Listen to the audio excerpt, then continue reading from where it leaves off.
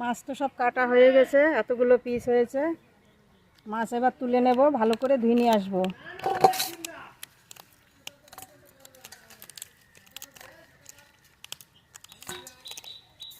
রূপচাঁদ মাছ কেটে ধুয়ে নিয়ে এসেছি, পুরো এক থালা মাছ হয়েছে।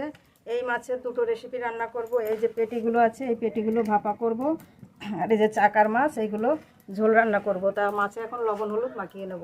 লবণ, হলুদ গুঁড়ো আর একটু তেল দেব।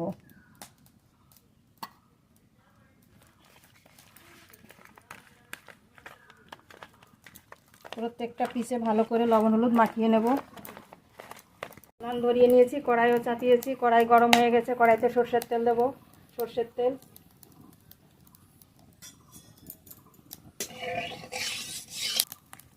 লবণ হলুদ মাখানো রূপচাঁদ মাছ ভেজে নেব।